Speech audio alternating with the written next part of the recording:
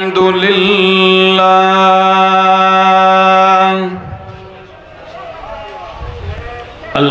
لله رب العالمين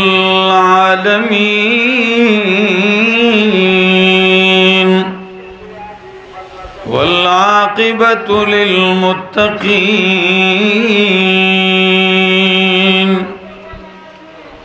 والصلاة والسلام على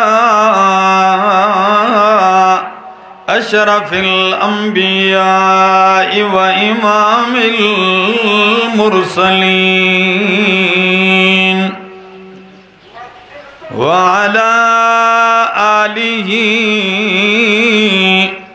وأصحابه أجمعين. أما بعد فأعوذ بالله من الشيطان الرجيم. بسم الله الرحمن الرحيم. يا أيها الرسول بلغ ما أنزل إليك من ربك وَإِن لَّمْ تَفْعَلْ فَمَا بَلَّغْتَ رِسَالَتَهُ وَاللَّهُ يَعْصِمُكَ مِنَ النَّاسِ. وقال تعالى وَإِذْ يَمْكُرُ بِكَ الَّذِينَ كَفَرُوا لِيُثْبِتُوكَ أَوْ يَقْتُلُوكَ أَوْ يُخْرِجُوكَ وَيَمْكُرُونَ وَيَمْكُرُ اللَّهُ وَاللَّهُ خَيْرُ الْمَاكِرِينَ. سبحان ربك رب العزة عما يصفون وسلام على المرسلين والحمد لله رب العالمين.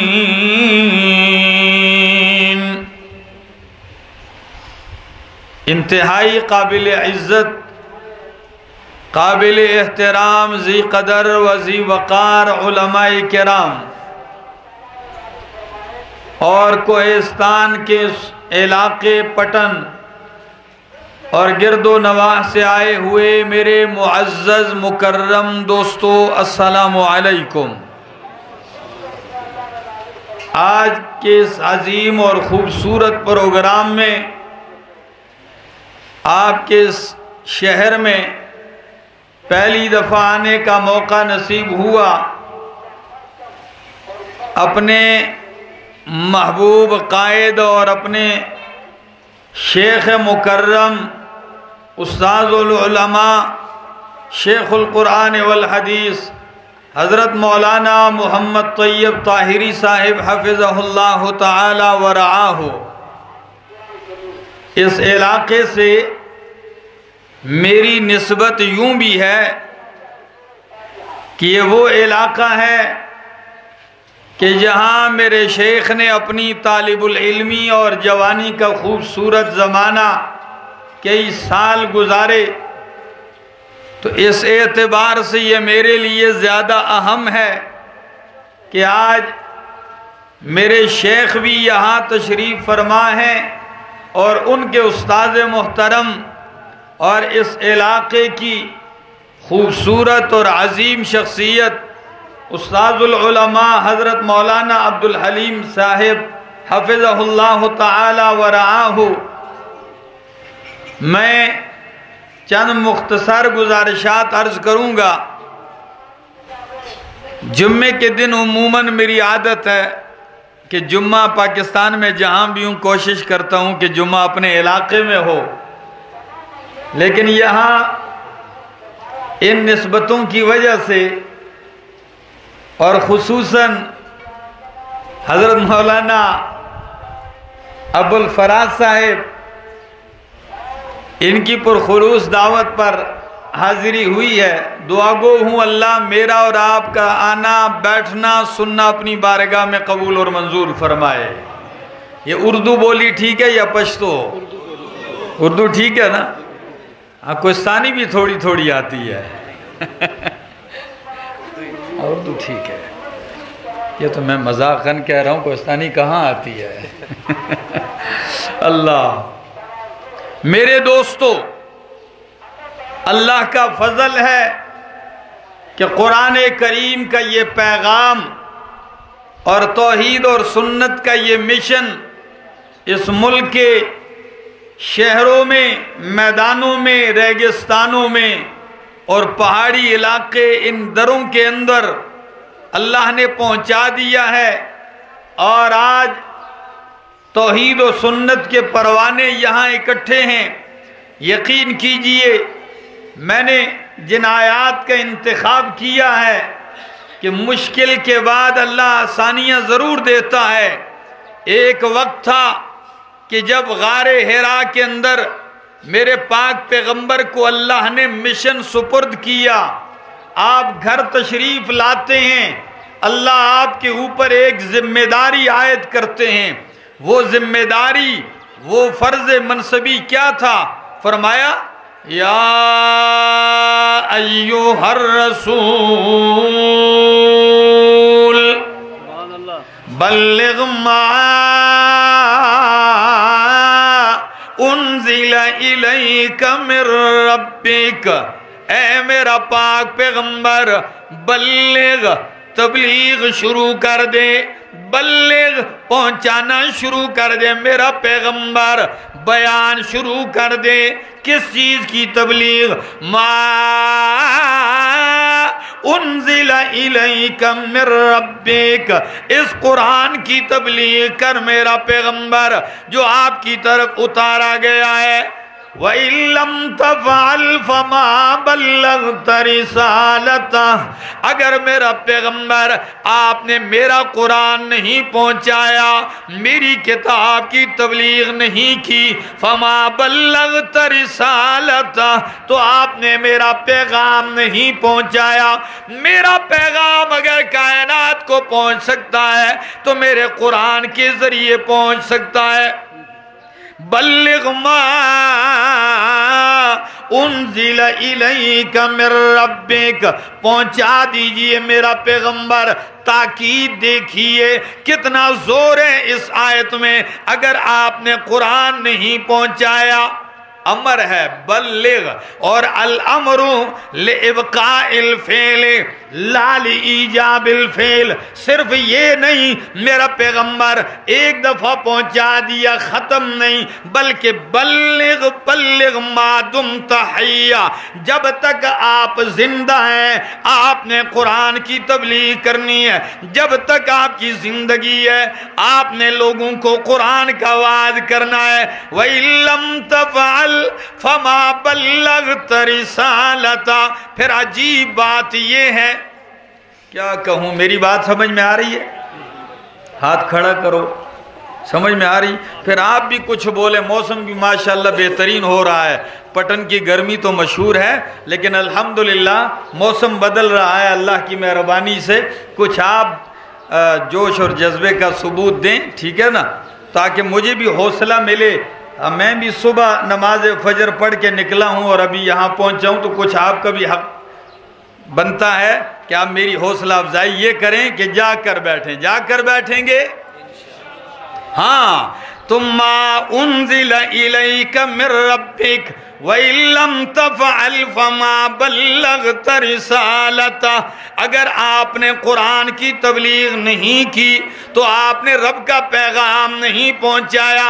اے میرے اللہ، قرآن کی تبلیغ کوئی آسان کام تو نہیں ہے، یہ تو مشکل ہے، اپنے بھی بیگانے ہو جاتے ہیں، دوست دشمن بن جاتے ہیں، نام لیوا جان لیوا بن جاتے ہیں۔ کوئی شاعر کہتا ہے، کوئی ساحر کہتا ہے، کوئی مجنون کہتا ہے، کوئی دیوانہ کہتا ہے، کوئی پاگل کہتا ہے، کوئی کذاب اشر کہتا ہے، لیکن اللہ فرماتے ہیں میرا پاک پیغمبر آپ فکر نہ کیجئے، واللہ یعصمک من الناس، قرآن بیان کرنا آپ کا کام ہے، آپ کی حفاظت کرنا میرا کام ہے۔ واللہ یاسمک من الناس، میں آپ کی حفاظت کروں گا، کبھی تو صحابہ کے ذریعے کروں گا، کبھی پرندوں کے ذریعے کروں گا، کبھی فرشتوں کے ذریعے کروں گا، کبھی مکڑی کے جالے سے کروں گا، یہ میری مرضی ہے۔ واللہ یاسمک من الناس۔ کبھی آپ نے غور کیا ہے پٹن والوں، کوہستان کے غیور لوگوں، جب میرے پاک پیغمبر نے قرآن کا آغاز کیا کوئی ساتھ دینے والا نہیں ہے، ہر طرف سے بغاوت کی صدائیں ہیں، اپنے پتھر برسا رہے ہیں، ابو لہب تبا لک یا محمد کا نعرہ لگا رہا ہے، پتھر مار رہا ہے، قتل کے منصوبے بن رہے ہیں، مکے کی سرزمین تنگ کر دی گئی ہے۔ وہ دن آ گئے، ایک نہیں 10 نہیں 13 سال ہو گئے۔ کتنے؟ 13 سال یہ تکلیف، یہ مصیبت، پہاڑ توڑے جا رہے ہیں آپ کی اوپر آزمائشوں اور تکلیفوں کے۔ وہ دن آ گیا، ابو بکر صدیق رضی اللہ تعالیٰ عنہ کہتے ہیں یا رسول اللہ مجھے اجازت دیجئے، میں مکہ چھوڑ کے جانے لگا ہوں، سارے لوگ چھوڑ کے جا چکے ہیں، کوئی حبشہ جا چکا ہے، کوئی مدینہ منورہ جا چکا ہے، مجھے بھی اجازت دیجئے۔ نبی کریم فرماتے ہیں نا ابو بکر انتظار کیجئے، ہو سکتا ہے اللہ آپ کے لیے کسی اچھے دوست کا انتظام کر دے۔ انتظار کیجئے، ہو سکتا ہے کوئی اچھی رفاقت کا انتظام ہو جائے۔ اب اندازہ لگائیے، انتظار کی گھڑیاں گزر رہی ہیں۔ ام المومنین صدیقہ کائنات حضرت عائشہ رضی اللہ تعالیٰ عنہ فرماتی ہیں دوپہر کا وقت ہے، شدید گرمی ہے۔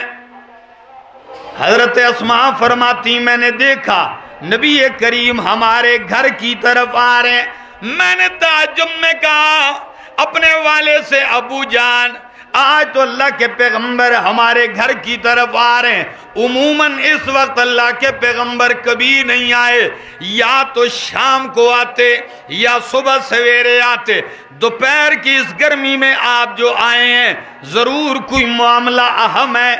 اتنے میں نبی علیہ السلام تشریف لے آئے، جو ہی اندر تشریف لائے فرمایا ابو بکر صدیق کوئی غیر متعلقہ آدمی اسے سائیڈ پہ کر دو، نکال دو اسے۔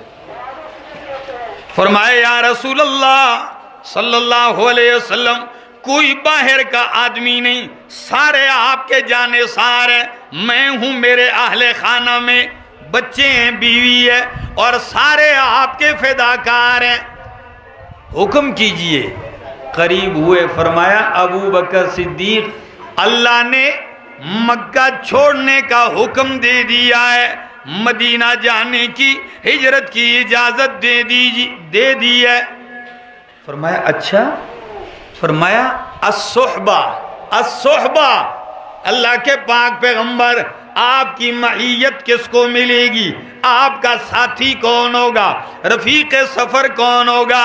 نبی کریم نے فرمایا میرا رفیق سفر ابو بکر صدیق ہوگا۔ سبحان اللہ،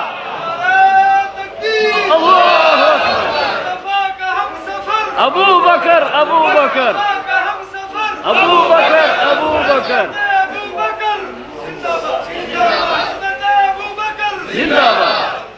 دوستو جب یہ کہا صدیق اکبر نے فرمایا یا رسول اللہ صلی اللہ علیہ وسلم امن عندکا، کیا آپ نے رفاقت کا انتخاب کیا ہے؟ کیا اپنے ساتھ جانے کے لیے آپ نے میرا انتخاب کیا؟ فرمایا نہیں صدیق، جس ذات نے ہجرت کا حکم دیا ہے اسی ذات نے ہجرت کے لیے ابو بکر صدیق کا انتخاب کیا ہے۔ میری رفاقت کے لیے اللہ نے آپ کا انتخاب کیا ہے۔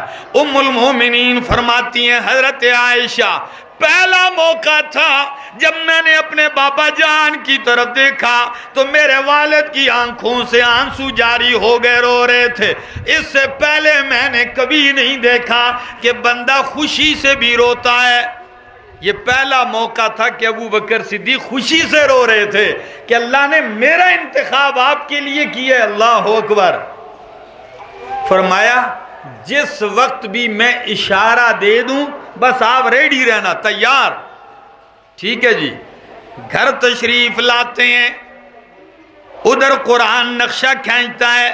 یہ میرے سامنے اللہ کی کتاب ہے، سورۃ انفال ہے. قرآن کہتا ہے ادھر یہ منظر ہے، ادھر کا عالم.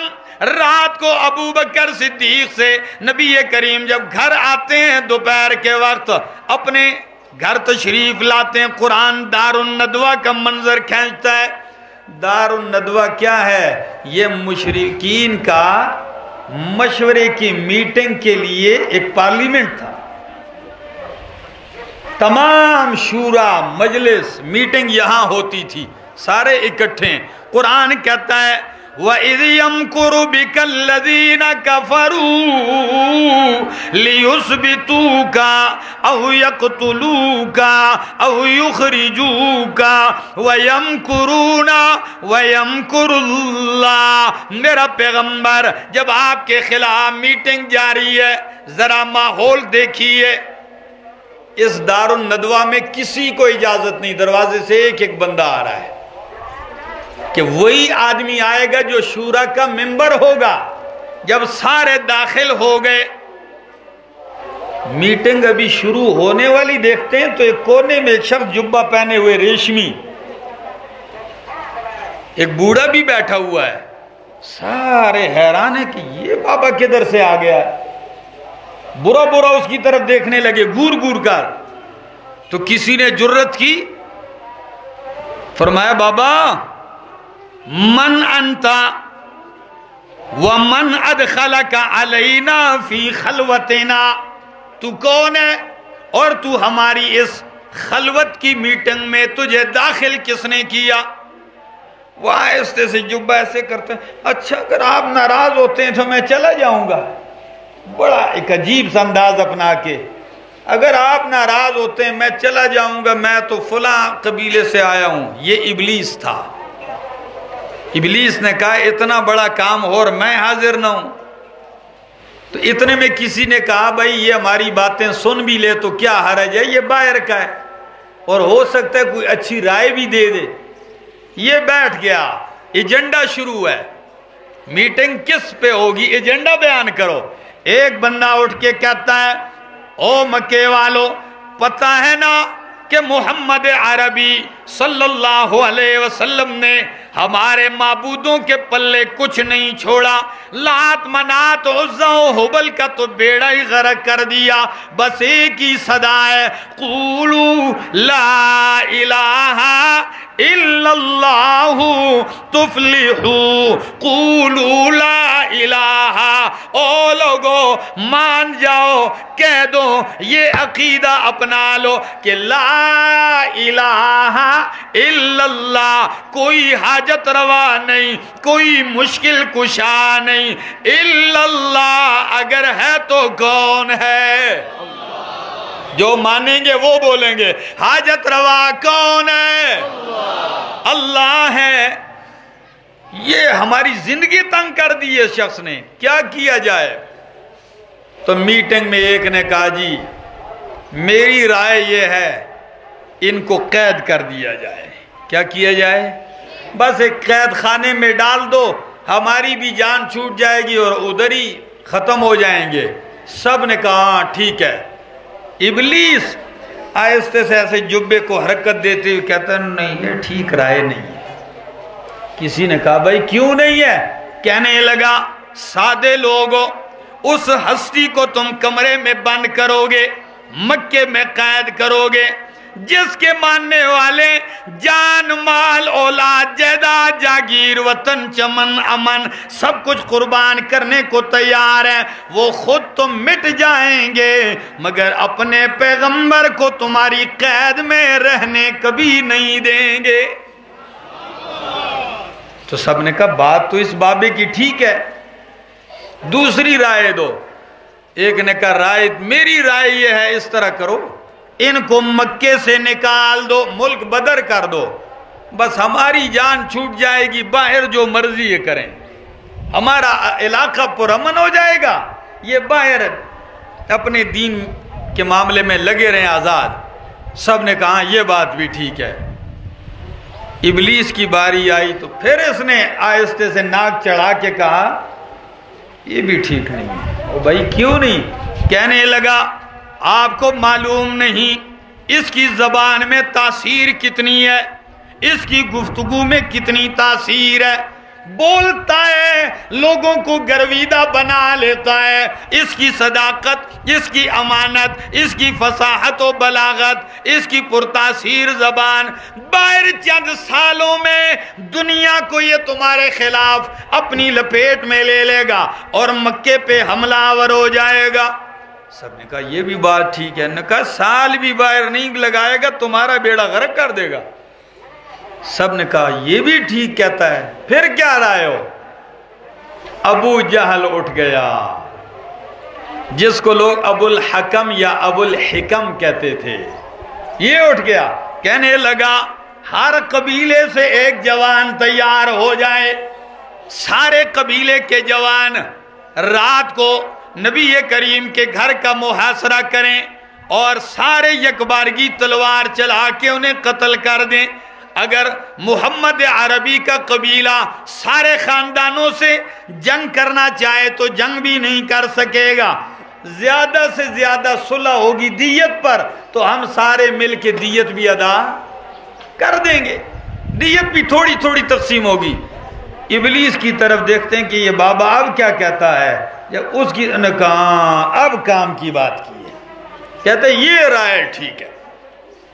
اتفاق ہو گیا، نبی پاک صلی اللہ علیہ وسلم اپنے گھر کے اندر ہیں، باہر گھیراؤ ہو گیا، تلواریں نعموں سے باہر ہیں، ان کی آوازیں بھی اندر آ رہی ہیں کہ آج نہیں بچیں گے۔ اتنے میں جبریل آتے ہیں، یا رسول اللہ صلی اللہ علیہ وسلم نکلیے، چلیے میں بات کر رہا تھا واللہ یعصمک من الناس، کیسے بچاتا ہے اللہ۔ نکلیے جبریل، اب تو نکلنے کا کوئی راستہ نہیں ہے، سارا گھر گھیرا ہوا ہے، مشرک انتظار میں ہے۔ فرمایا نکلیے، ریت لیجئے مٹھی میں اور پھینکیے۔ آپ نے ریت اٹھائی، جبریل ایک مٹھی ریت ہے کس کس کی آنکھ میں ڈالوں گا، نظر بھی نہیں آ رہے۔ فرمایا یہ آپ کا کام نہیں ہے، ریت پھینکنا آپ کا کام ہے، ہر مشرک کی آنکھ تک پہنچانا رب کا کام ہے۔ ہاں پھینک دیں۔ نبی پاک صلی اللہ علیہ وسلم پڑھتے ہوئے جا رہے ہیں، کیا کہتے ہیں؟ قرآن کہتا ہے، یہ آیت زبان پر ہے، سیرت نے لکھا وَجَعَلْنَا مِن بَيْنِ أَيْدِيهِمْ سَدًّا وَمِن خَلْفِهِمْ سَدًّا فَأَغْشَيْنَاهُمْ فَهُمْ لَا يُبْصِرُونَ۔ اللہ لا يُبْصِرُونَ، آنکھیں ملتے ہوئے رہ گئے۔ نبی علیہ السلام گزر کے چلے گئے۔ واللہ یعصمک من الناس، صدیق اکبر کو ساتھ لیا، ادھر یوں حفاظت کی۔ آگے جب ابو بکر صدیق جانے لگتے ہیں، حضرت اسماء سے کیا کہتے ہیں؟ میں کہتا ہوں واہ ابو بکر صدیق، قربان جاؤں آپ کی محبت پہ، آپ کی اطاعت پہ، آپ کی جانثاری پہ، واہ صدیق، ہر میدان میں صدیق کا پہلا نمبر ہے۔ میں اکثر اپنی تقریر میں کہتا ہوں لوگوں، صدیقین بہت ہیں مگر صدیق اکبر ایک ہے، وہ ابو بکر صدیق ہے۔ ذرا اندازہ لگا لیجئے، آپ کی بیوی خدمت میں لگی ہے، بیٹی حضرت اسماء بنت ابی بکر، حضرت عائشہ بنت ابی بکر صدیق، آپ کا اہل خانہ، آپ کا غلام عامر بن فہیرہ، سارے، اور آپ کا بیٹا، سارے لگے ہوئے نبوت کی خدمت میں لگے ہوئے ہیں۔ فرمایا اسماء جلدی سے کچھ کھانا بھی تیار کر لو، کچھ پانی بھی۔ اور ایک ملازم سے کہا کہ آپ یہ میری 2 اونٹنیاں لے لیں اور یہ پیسے لے لو، 3 دن کے بعد آپ نے اونٹنیاں لے کے غار سور کے کنارے پہ آ جانا ہے، بس کسی کو بتانا نہیں۔ اور بیٹے سے کیا کہا؟ فرمایا بیٹا ان 3 دن راتوں میں آپ نے سونا نہیں ہے، رات کو مشرکین مکہ کی ڈائری ساری خبریں ہم تک پہنچانی ہیں، مکے میں آپ نے دن کو گھومنا ہے، یہ لوگ کیا کہتے ہیں، کیا میٹنگیں ہوتی ہیں، دن کو یوں رہنا ہے اور رات کو ہمارے پاس آ جانا ہے۔ ابو بکر آپ کا مقابلہ نہیں ہو سکتا، صدیق کا مقابلہ نہیں ہو سکتا، بیٹا بھی مصروف۔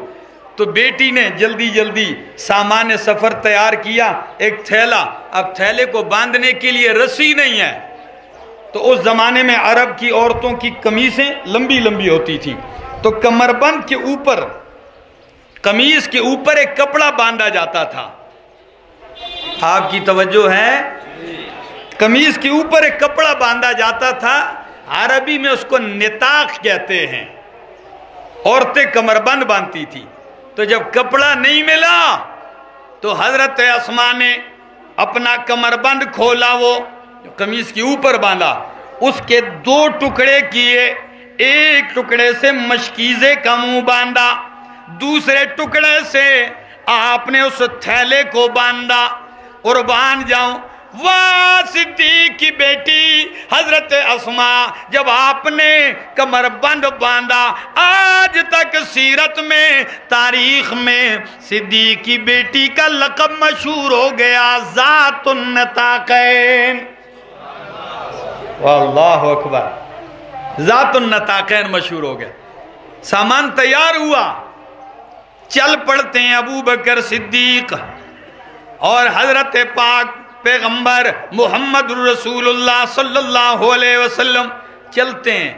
یہاں حافظ ابن کثیر کا ایک جملہ نہ نقل کروں تو مزہ نہیں آئے گا، البدایہ والنہایہ، حافظ ابن کثیر فرماتے ہیں صدیق اکبر چلتے ہیں، راستے میں اندھیرا ہے، رات ہے نا، تو کبھی آگے کبھی پیچھے، کبھی دائیں کبھی بائیں ہوتے ہیں، ہر طرف سے ایسے گھومتے ہیں۔ نبی کریم نے فرمایا مالک یا ابا بکر، اے ابو بکر آپ کو کیا ہو گیا، آپ پریشان ہیں، میرے دائیں بائیں آگے پیچھے یہ کیا چکر لگا رہے ہو؟ فرمایا قربان جاؤں ابو بکر صدیق، فرمایا یا رسول اللہ رات کا اندھیرا ہے، جب دشمن کا خطرہ آگے سے محسوس کرتا ہوں میں آپ کے آگے ہو جاتا ہوں، خطرہ پیچھے محسوس کرتا ہوں آپ کے پیچھے چلنے لگتا ہوں، کبھی دائیں کبھی بائیں، ہر طرف سے چکر لگا رہا ہوں تاکہ میں قربان ہو جاؤں پر آپ پہ آنچ آنے نہ دوں، آپ کو تکلیف نہ پہنچے۔ واہ ابو بکر، کیا شان ہے ابو بکر صدیق کی، اللہ اکبر۔ چلتے چلتے غار کے قریب پہنچتے ہیں، اٹھایا پیغمبر کو، چلتے ہیں۔ میں کہتا ہوں یہ 2 سفر بڑے عجیب ہیں، نبی علیہ السلام کے 2 سفر بڑے عظیم ہیں۔ ایک سفر جس کو ہجرت کہتے ہیں مکہ سے مدینہ، اور ایک سفر جس کو معراج اور اسراء کہتے ہیں، جو مکہ سے مسجد اقصی تک اور مسجد اقصی سے سدرۃ المنتہا، جہاں تک میرا رب نے چاہا، میرے رب نے چاہا، یہ سفر بڑے عظیم، اور دونوں سفروں میں آپ کے 2 ساتھی ہیں۔ آسمانوں کے سفر میں رفیق سفر سید الملائک جبریل ہیں، اور مکے سے مدینے کے سفر میں سید البشر بعد الانبیاء ابو بکر صدیق ہے۔ مگر ایک امتیاز تو ہے ابو الفراز صاحب، ایک امتیاز تو ہے کہ جبریل باوجود اتنے طاقتور ہونے کے کہ 600 پر ہیں، پر مارتے ہیں زمین سے پانی نکل آتا ہے، اس پر کے اوپر آپ نے قوم لوط کی بستی کو اٹھایا اور الٹ کے پھینک دیا، جعلنا عالیہا سافلہا، لیکن پھر بھی سواری کی ضرورت پڑتی ہے تو بوراق یا براق کی ضرورت پڑتی ہے۔ سواری کے لیے کیا لاتے ہیں؟ اللہ نورانی براق لاتے ہیں. لیکن قربان جاؤں صدیق پر کمزور بدن ہے، جب سواری کی ضرورت پڑتی ہے تو براق اور اونٹ لینے نہیں جاتے، خود بیٹھ جاتے ہیں. اللہ اکبر، خود بیٹھ جاتے ہیں اور پیغمبر کو اپنے شانوں پہ اٹھا کے چلتے ہیں، غار تک پہنچتے ہیں، صفائی کرتے ہیں. فرمایا یا رسول اللہ صلی اللہ علیہ وسلم تشریف لائیے. نبی علیہ السلام غار صاف ستھرا کر کے نبی علیہ السلام اندر تشریف لے جاتے ہیں. فرمایا یا رسول اللہ آپ تھکے ہوئے ہیں، سچ بتاؤ کوہستان والو، پٹن والو، ابو بکر صدیق نہیں تھکے ہوئے تھے؟ بولو. اگر میں کہوں کہ زیادہ تھکے ہوئے تھے تو غلط ہے، کیونکہ نبی علیہ السلام کو اٹھایا. لیکن قربان جاؤں اپنا آرام، اپنی نیند نبی پہ قربان کر دی، اپنے مرشد پہ قربان کر دی، اپنے ہادی پہ قربان کر دی. بیٹھ گئے. فرمایا آپ میری جھولی پہ سر رکھیے. جھولی میں حافظ ابن حجر عسقلانی فرماتے ہیں، اس منظر کو دیکھ کے کہتے ہیں صدیق کی جھولی میں پٹن والو نبوت کا سر اور چہرہ ایسے لگ رہا تھا جیسے کسی نے رحل میں قرآن رکھا ہو. اللہ اکبر، کیا منظر ہے. اللہ، یہ ایک منظر. ادھر مکے میں پاگلوں کی طرح ڈھونڈ رہے ہیں، پاگلوں کی طرح چپا چپا. جب نہیں نظر آئے کہنے لگے جو بھی ان دو ہستیوں کا، ابو بکر صدیق اور ان کے ساتھ نبی علیہ السلام کا، ان کو زندہ لائے 100 اونٹ انعام ملے گا، یا ان کے سر قلم کر کے لائے 100 اونٹ کیا ملے گا؟ انعام ملے گا. اتنا بڑا انعام. ہر آدمی اس چاہت میں کہ یہ انعام تو مجھے ملے، اس کا مستحق میں ہو جاؤں. تیسرا دن ہے غالباً کہ میٹنگ بیٹھی ہوئی ہے مکے میں. ایک شخص نے کہا مکے والو، جن ہستیوں کو تم تلاش کر رہے تھے ان کو تو میں نے دیکھا فلاں جگہ جا رہے تھے. سراقہ ادھر بیٹھ کے کہتا نہیں، وہ فلاں آدمی جا رہا تھا، میں ان کو جانتا ہوں. لالچ بہت بڑی بلا ہے نا، کہ انعام کوئی اور نہ لے لے. نہیں چھوڑو یار، مڑا وہ کوئی اور تھا وہ دوسرے جا رہے تھے، میں ان کو جانتا ہوں. لوگوں کو حوصلہ دیا، جلدی سے اٹھا گھر آیا، گھوڑا تیار کیا، نیزہ تیر تلوار اٹھائے، دوڑنا شروع کر دیا. منزلوں پہ منزلیں مارتے ہوئے جا رہا ہے. بس میری تقریر کے آخری لمحات ہیں، وقت کا دامن بالکل سمٹ چکا ہے، میں کیا کروں. اور کچھ آپ بھی تھکے ہوئے ہیں. تھکے ہوئے تو نہیں ہے نا؟ چلتے جائیں. ہاں جی ٹھیک ہے. ہاں یہ کہتے ہیں آج جمعہ عصر کے بعد ہوگا. توجہ ہے؟ ہاں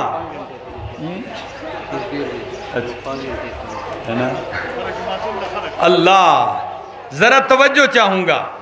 صدیق اکبر اور نبی پاک صلی اللہ علیہ وسلم چل رہے ہیں.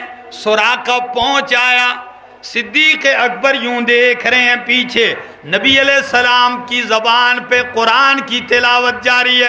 فرمایا یا رسول اللہ اتینا اتینا اتینا، ہم پکڑے گئے، دشمن یہ آ گیا.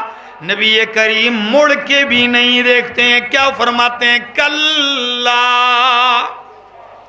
کلا، ہرگز نہیں. سراقہ نے خود یہ نقل کیا کہ میں اتنے قریب ہوا کہ نبی علیہ السلام کی قرات کی آواز بھی مجھے آنے لگ گئی. نبی علیہ السلام نے چہرہ یوں اٹھایا. اللہ، یہ چہرہ جب اٹھتا ہے تو فیصلے ہو جاتے ہیں. قد نرا تقلب وجہک فی السماء. چہرہ جب یوں اٹھا، چہرہ اٹھایا، فرمایا اللہم اکفنا بما شئتا، اللہ ہماری حفاظت کر جس طریقے سے تو چاہتا ہے بس حفاظت کر. دعائے پیغمبر. اچانک سراقہ گر پڑتا ہے نیچے، فوراً گرا. جب گرا ٹھوکر لگی، پھر سنبھلا، پھر گرا. ایک دم ہوشیار آدمی تھا، سمجھ گیا. آواز دے کے کہنے لگا نبی علیہ السلام کو معافی چاہتا ہوں. کیا چاہتا ہوں؟ معافی چاہتا ہوں، مجھے معاف کر دیجئے. نبی علیہ السلام نے یوں دیکھا، فرمایا جاؤ میں نے معاف کر دیا. کیا کر دیا؟ میں پھر کیوں نہ کہوں کہ محبت کے یوں جس نے دریا بہائے، محبت کی یوں جس نے دریا بہائے، دل ان کا بھی جیتا جو سر لینے آئے. یہ بندہ نوازی کے جوہر دکھائے کہ خود کھائے جو اور جواہر لٹائے. اللہ اکبر، کیا شان ہے. معاف کر دیا. سراقہ نے فوراً ترکش سے تیر نکال کے یوں پھینکا. فرمایا یہ میری نشانی ہے، راستے میں میرا غلام میری بکریاں اونٹ چرا رہا ہے، اس کو یہ نشانی بتانا، جتنے آپ کو چاہیے لے جائیں. نبی علیہ السلام نے تیر واپس پھینکا، کہا اپنے اونٹ بکریاں سنبھال کے رکھو، بس اتنا خیال کرنا ہمارا راز کسی کو نہ بتانا. ہمیں اونٹوں کی ضرورت نہیں، بس صرف ہمارے بارے میں کسی کو خبر نہ دینا. سراقہ نے بھی پاسداری کرتے ہوئے، لیکن دل کی دنیا بدل گئی. تو ایک دم رک کے کہنے لگا میری ایک درخواست ہے. فرمایا بولو کیا درخواست ہے؟ کہنے لگا جب آپ مکہ فتح کریں گے تو مجھے امان ملے گی کہ نہیں؟ کتنا دور اندیش ہے کہ جو ہستی آج جا رہی ہے وہ کہہ رہا ہے آپ مکہ فتح کریں گے مجھے امان ملے گا. نبی علیہ السلام نے مسکراتے ہوئے فرمایا ہاں آپ کو امان ہوگی. کہنے لگے جی ایسے نہیں، مجھے لکھ کر دیں، لکھ کر دیں. نبی علیہ السلام نے عامر ابن فہیرہ سے کہا ابو بکر صدیق اپنے غلام سے کہو لکھ کے دے دو اس کو، جب مکہ فتح ہوگا آپ کو امان ملے گا. عامر بن فہیرہ نے امان نامہ لکھا، بڑے پیار سے اس کو محفوظ کیا. جب جانے لگا قدم پلٹے، اللہ نے وحی بھیجی. فرمایا میرا پیغمبر ایک بات تو اس نے اپنی دور اندیشی سے اندازہ لگا لی، ایک میری طرف سے بھی بتلا دو. فرمایا ٹھہر جاؤ سراقہ. سراقہ ٹھہرا. فرمایا سراقہ یاد رکھنا وہ وقت جب قیصر و کسریٰ کے کنگن آپ کو پہنائے جائیں گے. یہ اس دور کے سپر پاور تھے، تو بادشاہ کا تاج آپ کو پہنا جائے گا. سراقہ نے کہا کہاں میں ایک درے پنڈ میں رہنے والا، بانڈوں میں ہیں بانڈچی، ہاں کہاں میں پنڈ کا رہنے والا دیہات کا، اور کہاں. اس کا مطلب 1 گھنٹہ بھی پشتو میں ہو. کیا بات ہے یار. چلو نہ ہونا اب بہرحال چلو کچھ تھوڑی دیر برداشت کر لو. توجہ. سراقہ واپس ہونے لگا. حیران ہے 3 دن جب ہو گئے سراقہ نے راز نہیں آؤٹ کیا. 3 دن کے بعد جب سمجھا کہ نبی علیہ السلام حدود سے باہر چلے گئے ہوں گے تو کسی کو بتا دیا میں تو دیکھ کے آیا ہوں. ابو جہل کو پتا چلا تو وہ تو پہلے ہی تو غصے میں اتنا تھا جیسے مرچوں کی بوری پر بیٹھا ہو. غضب کے ساتھ آ گیا اور آ کے کہتا ہے سراقہ سے تم ایسے ہو، تم بزدل ہو، تم ڈر گئے ہو، فلاں بڑا برا بلا کہا، آپ نے کیوں چھوڑا؟ سراقہ نے پہلے سن کے آخر میں کہا سن ابو جہل میں تجھے کیا کہتا ہوں، اباحک من واللات لو کنت شاہدا. اشعار میں جواب دیا، کہتا ہے اباحک من واللات لو کنت شاہدا لأمر جوادی اذ تسیخ قوائمہ عجبت ولم تشکک بأن محمدا نبی و برہان فمن ذا یقاومہ علیک بکف القوم عنہ فإننی ارى امرہ یوما ستبدو معالمہ۔ او ابو جہل میں تجھے کہتا ہوں مجھے لات کی قسم ہے لو کنت شاہدہ اگر تو وہاں موجود ہوتا اور تو میرے گھوڑے کی طرف دیکھتا اذ تسیخ قوائمہ جب میرے گھوڑے کی ٹانگیں زمین میں دھنس گئیں تو عجبت ولم تشکک بأن محمدا تو حیران رہ جاتا تعجب میں پڑ جاتا اور تیرے سارے شکوک ختم ہو جاتے تو یقین کر لیتا کہ محمد اللہ کی دلیل ہے اور اللہ کا رسول ہے صلی اللہ علیہ وسلم۔ میرے دوستو واللہ یعصمک من الناس مدینہ کے قریب پہنچنے والے ہیں۔ بریدہ اسلمی 80 آدمیوں کو لے کے نبی علیہ السلام کا گھیراؤ کر لیا۔ کتنے آدمی؟ انعام بہت بڑا ہے، 200 اونٹ ہیں۔ جب 80 آدمی کی نفری لے کر چھاپا لگایا گھیرا نبی علیہ السلام کے پاس آئے تو نبی علیہ السلام نے ایک دم پہل کر دی۔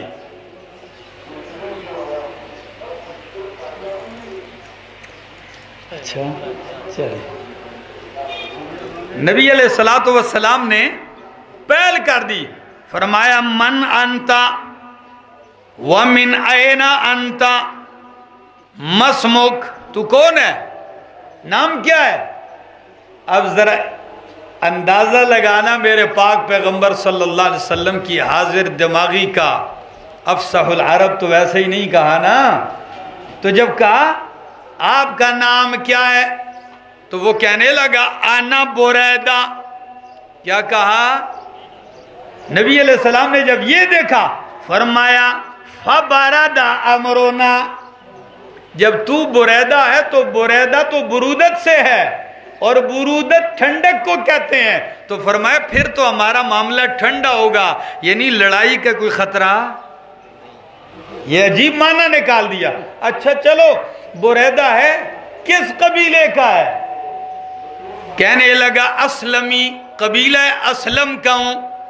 فرمایا اچھا اسلم کا ہے تو اسلم تو سلامتی سے ہے، سلمنا، پھر تو ہم آپ کے شر سے سلامتی میں ہو گئے، پھر تو لڑائی نہیں ہوگی۔ اچھا یہ بتاؤ کس شاخ میں ہو؟ ایک بڑا قبیلہ ہوتا ہے پھر اس کی آگے چھوٹی شاخیں ہوتی ہیں، کس شاخ میں ہو؟ کہنے لگا بنو سہم سے ہوں۔ نبی علیہ السلام نے صدیق اکبر کی طرف دیکھ کے مسکراتے ہوئے فرمایا ابو بکر سر میرا کام ہی نہیں، خراجہ سہموں کا آپ کا حصہ بھی نکل آیا، خراجہ سہموں کا آپ کا کام بھی ہو گیا۔ بریدہ یہ عجیب و غریب گفتگو سن کے کہنے لگا مجھ سے تو اس انداز میں آپ نے تعارف پوچھا، آپ بھی بتائیں من انتا، آپ کون ہیں؟ پھر جواب سنو، میرے پیغمبر کی دلیری دیکھیے، فرمایا انا محمد الرسول اللہ، میں محمد الرسول اللہ ہوں۔ پنکھا ہٹاؤ، پسینہ آئے گا تو کچھ میں کہوں گا۔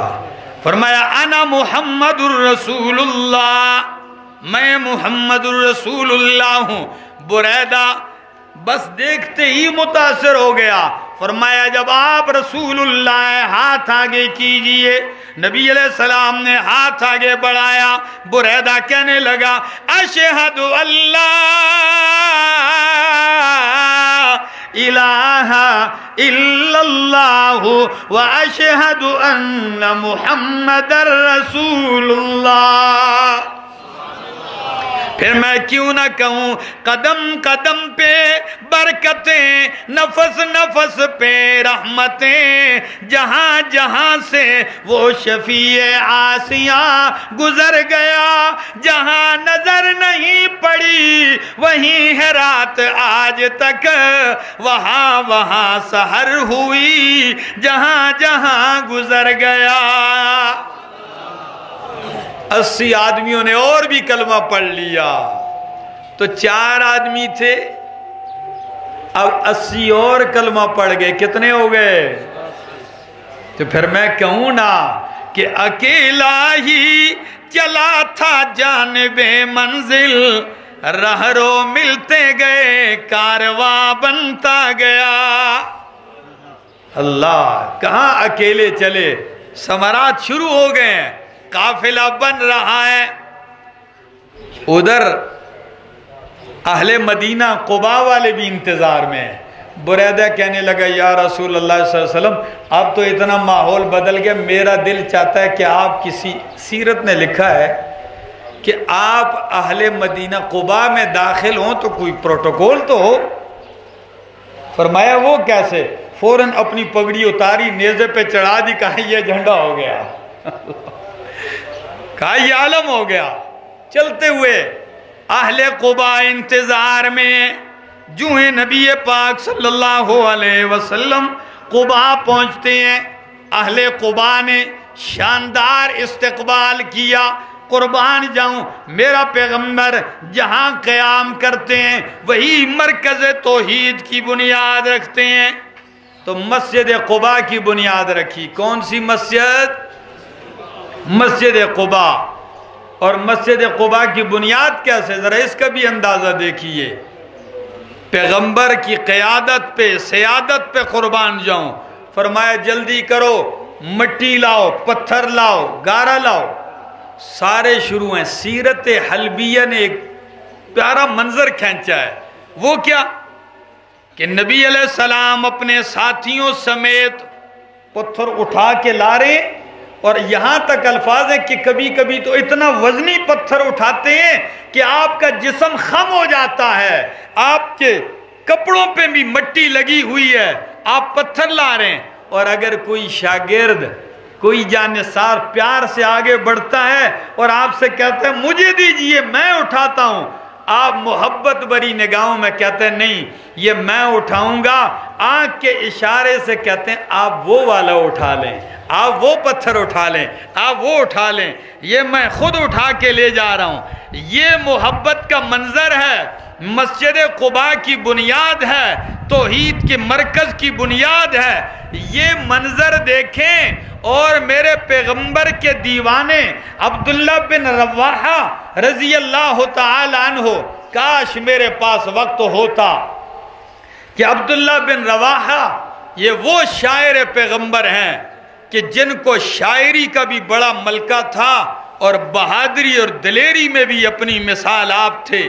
یہ کوئی معمولی بات نہیں ہے، افصح العرب کے سامنے فی البدی اشعار کہنا اور افصح العرب اس کی تائید کر دے، یہ ہر بندے کی بس کی بات نہیں، لیکن وہ ٹھہر نہیں سکے۔ یہ منظر دیکھتے ہیں تو اشعار پڑھنا شروع کر دیے، اور سارے مزدور صحابہ لگے ہوئے ہیں، وہ بھی پیار کے ساتھ آپ کی آواز میں آواز ملا کے وہ اشعار پڑھتے ہیں۔ میں ایک شعر سنا دیتا ہوں اس کا، کیا کہتے ہیں؟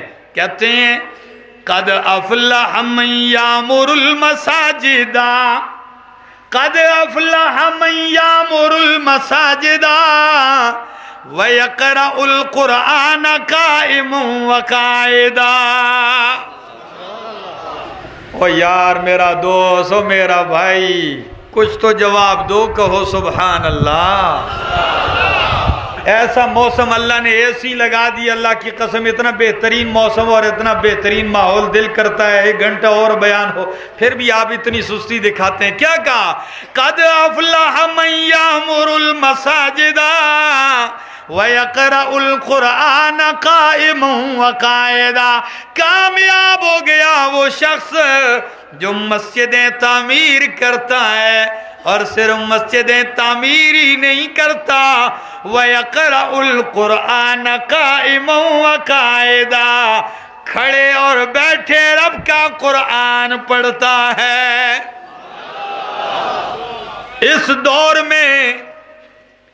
دور میں پاکستان جیسے حسین ملک میں، ملک کے خدا داد میں، کراچی سے خیبر تک، کوہستان کی ان پہاڑیوں تک، گلگت بلتستان کی ان سنگلاخ وادیوں میں، پٹن کے اندروں میں اگر قرآن کی صدائیں گونجتی ہیں تو وہ ایک جماعت نظر آ رہی ہے۔ کسی پہ تنقید نہیں، بس اپنی ایک ترہ امتیاز پیش کرتا ہوں کہ طول و عرض میں دیکھ لو، قرآن کریم کے دروس جو سر عام کیے ہوئے ہیں، جن فقیروں کی اس ٹولی کا نام ہے اشاعت التوحید والسنہ، اس وقت آپ دیکھ لیں، یقین کیجئے شعبان اور رمضان میں پورے ملک میں دو رہائے تفاسیر شروع ہیں۔ کوئی درے میں لگا ہے، کوئی پہاڑوں میں، کوئی ریگستانوں میں، اور میرے شیخ کا یہ مشن پاکستان تو چھوڑیے، افغانستان کے در و دیوار تک پہنچ گیا۔ عرب کے پردیسی مسافر بھی مکہ اور مدینہ میں دروس جاری ہیں، کنڑ اور نورستان میں دروس جاری ہیں، ملک پاکستان میں دروس جاری ہیں۔ یہ آواز ایک درے سے اٹھی تھی، ایک آواز ایک سرزمین سے اٹھی تھی، جس سرزمین کا نام ہے دار القرآن پنجپیر۔ اللہ اس صدا کو عام کرے، قرآن کی اس عظیم تحریک میں ساتھ دو گے پٹن والو؟ زندگی باقی ملاقات پر۔